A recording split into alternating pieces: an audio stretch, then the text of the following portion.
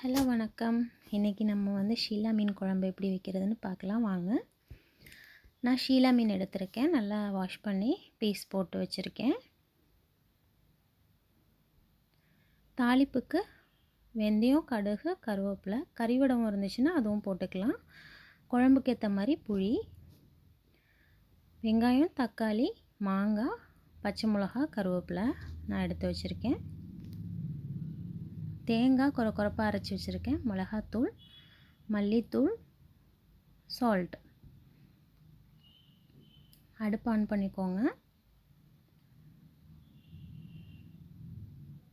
ஒரு சட்டி வச்சுக்கோங்க. அதில் கொஞ்சம் ஆயில் ஆட் பண்ணிக்கோங்க. ஆயில் நல்லா ஹீட் ஆனதுக்கப்புறம் கடுகு, வெந்தயம், கருவேப்பிலை, வெங்காயம் எல்லாம் போட்டு நல்லா வதக்கிடுங்க. வெந்தயமும் கடுகும் நல்லா பொரிஞ்சு விட்டு வெங்காயம் போடுங்க.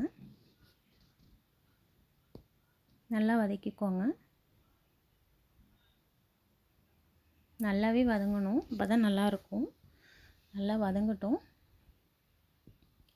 இப்போ தக்காளி ஆட் பண்ணிக்குவோம்.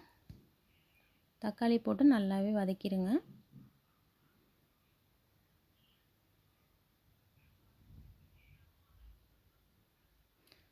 நல்லா அடி பிடிக்காமல் நல்லாவே வதக்கி விட்ருங்க.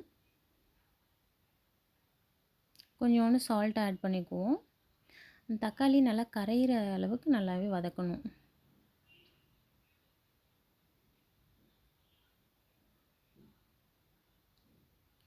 இது நல்லா வதங்கட்டும். நம்ம குழம்புக்கு தேவையான புளி தண்ணி வந்துட்டு கரைச்சி வச்சுக்கலாம். இப்போது புளி தண்ணி வந்து கரைச்சி வச்சுருக்கேன். அதில் வந்து மல்லித்தூள் நான் ஒரு 4 ஸ்பூன் 3 ஸ்பூன் ஆட் பண்ணிக்கிறேன். எனக்கு எவ்வளோ குழம்பு வேணுமோ அதுக்கேற்ற மாதிரி நான் ஆட் பண்ணிக்கிறேன். உங்களுக்கு எவ்வளோ வேணுமோ அது மாதிரி பார்த்துக்கோங்க.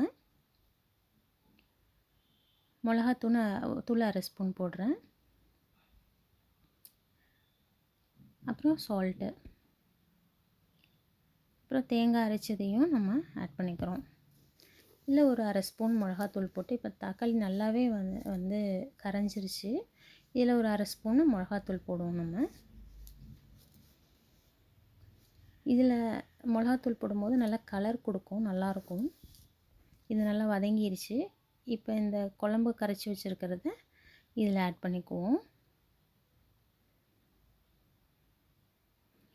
ஆட் பண்ணிவிட்டு நல்லா கலந்து விடுங்க. பச்சை மிளகா போட்டுக்கோங்க.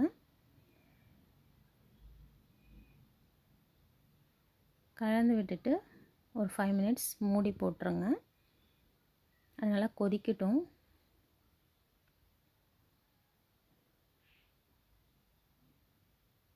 இப்போது நல்லா கொதிச்சிருச்சு. மீன்லாம் எடுத்து போட்டுருங்க.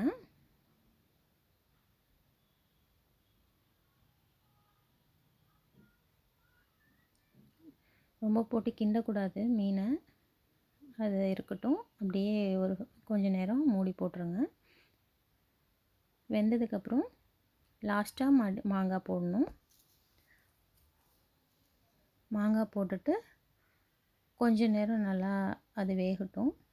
வெந்ததுக்கப்புறம் மல்லித்தழை போட்டு அடுப்பை ஆஃப் பண்ணிடலாம். சுவையான மீன் குழம்பு ரெடி. சூப்பராக இருக்கும். ட்ரை பண்ணி பாருங்கள். தேங்க்யூ.